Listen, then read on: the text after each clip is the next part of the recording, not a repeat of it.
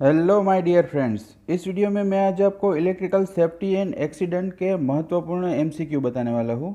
जो दोस्तों इलेक्ट्रिकल के एमसीक्यू की प्रिपरेशन कर रहे हैं और उसके साथ ही कॉम्पिटिटिव एग्ज़ाम की प्रिपरेशन भी कर रहे हैं, उनके लिए ये वीडियो काफ़ी इंपॉर्टेंस रहने वाला है। जिसमें मैं आज आपको कितने टाइप्स के फॉल्ट क्रिएट होते हैं, अर्थिंग क्या है और इलेक्ट्रिकल एक्सीडेंट किस तरह से होता है, उसके सामने हमें सेफ्टी किस तरह से रखनी होती है, उन सभी के मोस्ट इम्पोर्टेंस एमसीक्यू बताने वाला हूँ, जो कई बार एग्ज़ाम में पूछे गए हैं और आने वाली एग्ज़ाम में भी पूछे जा सकते हैं। उससे पहले दोस्तों, अगर आपने हमारे चैनल को सब्सक्राइब नहीं किया है तो पहले सब्सक्राइब बटन को दबा दीजिए, साथ में बेल आइकन को भी दबा दीजिए ताकि आने वाले वीडियो की नोटिफिकेशन भी आपको जल्द से जल्द मिल सके। और इसका मटेरियल आपको चाहिए तो हमारी टेलीग्राम चैनल में जुड़ जाइए, वहाँ से आपको इसका पीडीएफ मटेरियल भी मिल सकता है। तो चलिए दोस्तों, अब हमारे पहले एमसीक्यू से हम स्टार्ट करते हैं। यहाँ पे जो हमारा फर्स्ट एमसीक्यू है, blank use cogen when working near electricity. जब हम इलेक्ट्रिसिटी के नज़दीक में वर्क करते हैं तो क्या होता है। तो यहाँ पे हमारा जो सही आंसर है, always use cogen when working near electricity. तो यहाँ पे जो हमारा सही आंसर हमें मिला है वो हमारा सही आंसर है ए। क्योंकि जब हम इलेक्ट्रिसिटी के नज़दीक ही वर्क करते हैं तब हमें थोड़ा बहुत डर लगता है और उसके साथ ही कुछ एक्सीडेंट होने की संभावना भी है। उसके बाद जो नेक्स्ट क्वेश्चन देखें, blank is the flow of electrons around a circuit. जब सर्किट में इलेक्ट्रॉन्स फ्लो होते हैं तो उसे हम क्या बोलते हैं। तो यहाँ पे हमारा सही आंसर है बी, इलेक्ट्रिसिटी उसे बोला जाता है जो हमारा फ्लो होता है सर्किट के अंदर, नियर अराउंड है उसके बाजू में। उसके बाद जो क्वेश्चन देखें, ब्लैंक वर्कर्स हैव लिटल और नो ट्रेनिंग वर्किंग ऑन और नियर इलेक्ट्रिसिटी। जो यहाँ पे किस तरह के वर्कर को हमें इलेक्ट्रिसिटी के नज़दीक वर्क करने नहीं देना चाहिए। तो यहाँ पे जो हमारा सही आंसर होगा वो हमें डी मिलेगा। अनक्वालिफाइड वर्कर्स होते हैं उसको पहले हमें ट्रेनिंग देनी जाएगी, उसके बाद ही इलेक्ट्रिसिटी में उसे वर्क किया जाएगा। उसके बाद जो क्वेश्चन देखें, electrical hazards include shocks, electrical arcs and blast and blanks of fault equipment. यहाँ पे जो सब मैंने दिखाया है इलेक्ट्रिकल हेजार्ड्स, जैसे कि शॉक लगता है, इलेक्ट्रिकल आर्क जनरेट होता है, कोई भी ब्लास्ट क्रिएट होता है और उसके साथ ही जो इलेक्ट्रिकल इक्विपमेंट्स होते हैं उसको क्या करते हैं, ब्रेक करते हैं। तो यहाँ पे हमारा सही आंसर मिलेगा वो हमें ए मिलेगा, ब्रोकन ऑफ फॉल्ट इक्विपमेंट। उसके बाद जो नेक्स्ट क्वेश्चन है, avoid working in blank condition. किस कंडीशन में हमें वर्क नहीं करना चाहिए। तो यहाँ पे हमारा सही आंसर है वो डी है, वेट कंडीशन में हमें वर्क नहीं करना चाहिए। उसके बाद जो क्वेश्चन देखें, blanks all electrical equipment before use. पहले हमें क्या करना चाहिए इलेक्ट्रिकल इक्विपमेंट यूज़ करने से पहले। तो यहाँ पे हमें इंस्पेक्ट करना चाहिए, उसको पहचानना चाहिए, तभी हम सब इलेक्ट्रिकल इक्विपमेंट यूज़ कर सकते हैं। उसके बाद जो नेक्स्ट क्वेश्चन है, blank gives a stray current somewhere to go and keep workers from becoming part of the circuit. तो यहाँ पे जो हमें सही आंसर मिलेगा वो हमारा सी होगा, ग्राउंडिंग। ग्राउंडिंग में करंट फ्लो होता है जब हमारा कोई भी वर्कर का या कोई किसी का भी बॉडी टच होता है तो करंट फ्लो होने लगता है। उसके बाद जो क्वेश्चन देखें, blank is a measurement of how much energy you are using each second. कितनी हम एनर्जी यूज़ करते हैं वो हम पावर में। तो यहाँ पे हमारा सही आंसर होगा वो बी होगा, हम पावर मेजर करते हैं तभी हमें पता चलता है कि कितनी एनर्जी हम कितने टाइम में यूज़ करते हैं। उसके बाद जो नेक्स्ट क्वेश्चन देखें, blank tools are encased in plastic and prevent the user from getting electrocuted if the tool develops a short circuit. जब शॉर्ट सर्किट करंट होता है तब हम क्या यूज़ करते हैं। तो यहाँ पे हमारा सही आंसर है वो बी है, डबल इंसुलेटेड टूल्स हमें यूज़ करना चाहिए, प्लास्टिक वाला। उसके बाद जो नेक्स्ट क्वेश्चन देखें, specially designed PPE for electrical work includes blanks insulation, gloves, matting, blankets and covers. तो यहाँ पे सब किसके बने होते हैं। तो यहाँ पे हमारा सही आंसर है वो हमें बी मिलता है, रबर से बने होते हैं।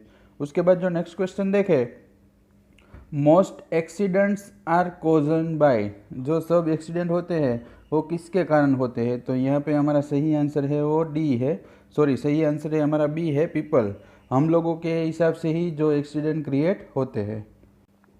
उसके बाद का जो क्वेश्चन देखें, if I see an electrical hazard I should, जब मैं इलेक्ट्रिकल हैज़ार्ड को देखता हूँ तो क्या करता हूँ, तो हमारा सही आंसर होगा वो ए होगा, रिपोर्ट इट इमीडिएटली। पहले मैं सबको बताता हूँ कि इसका सही क्या, यहाँ पे क्या फॉल्ट क्रिएट हुआ है। उसके बाद जो नेक्स्ट क्वेश्चन है, तो following are physical hazard agent, इनमें से कौन सा फिजिकल हैज़ार्ड एजेंट है। तो यहाँ पे जो हमारा सही आंसर होगा वो डी होगा। फॉल्ट है, इलेक्ट्रिसिटी है, एनहेंसलेशन है, वो सब इसमें इंक्लूड होते हैं। उसके बाद जो नेक्स्ट क्वेश्चन देखें, safety science provide, safety science क्या प्रोवाइड करती है। तो यहाँ पे जो हमारा सही आंसर है वो डी है, all of the above, information about hazardous area, warnings and caution information, वो सब हमें प्रोवाइड करती है सेफ्टी साइन। उसके बाद जो क्वेश्चन देखें, unwanted event and accidents, unwanted event and accidents है उसे हम क्या बोलते हैं। तो यहाँ पे जो हमारा सही आंसर हमें मिलता है वो सी मिलता है, जिसे हम हैज़ार्ड बोलते हैं। उसके बाद जो नेक्स्ट क्वेश्चन है, an unwanted events which can be anticipated in advance is called as an, जो कोई भी इवेंट है उसमें एडवांस में हमें बताता है उसे हम क्या बोलते हैं। तो यहाँ पे उसे हम एक्सीडेंट बोलते हैं, जो एक्सीडेंट क्रिएट होता है वो। उसके बाद जो नेक्स्ट क्वेश्चन है, which is a method which can minimise the unwanted event और एक्सीडेंट, जो एक्सीडेंट और अनवांटेड इवेंट होती है उसे हम किस तरह से मिनिमाइज कर सकते हैं। तो उसे हम क्या बोलते हैं, उसे हम सेफ्टी बोलते हैं। तो यहाँ पे हमारा सही आंसर होगा वो ए होगा। उसके बाद जो नेक्स्ट क्वेश्चन देखें, which of the following is not the cause of electrical accident, इनमें से कौन सा इलेक्ट्रिकल एक्सीडेंट का कॉज नहीं है। तो यहाँ पे जो हमारा सही आंसर होगा वो डी होगा, use of proper safety device, proper safety device का यूज़ करके हम इलेक्ट्रिकल एक्सीडेंट से बच सकते हैं। उसके बाद जो क्वेश्चन है, what are the reasons of getting an electrical shocks, electrical shocks लगने के पीछे का रीज़न क्या है। तो यहाँ पे जो हमारा सही आंसर मिलेगा वो में डी मिलेगा, ऑल ऑफ द एबो, burning of body, death of a person, stopping of breathing action, वो सब इसमें इंक्लूड होते हैं। उसके बाद जो क्वेश्चन है, following which is not the type of a fire extinguisher, इनमें से कौन सा फायर एक्सटिंग्यूशर का टाइप नहीं है। तो यहाँ पे हमारा सही आंसर है वो डी है, नाइट्रोजन है वो फायर एक्सटिंग्यूशर का टाइप नहीं है। उसके बाद जो नेक्स्ट क्वेश्चन है, what are the causes of fire due to electrical fault, electrical fault के कारण क्या क्या कॉजेज होते हैं। तो यहाँ पे हमारा सही आंसर है D, all of the above, overloading of machinery, failure of earth system, loose connection, वो सब हो जाते हैं जब इलेक्ट्रिकल लाइन में फॉल्ट क्रिएट होता है।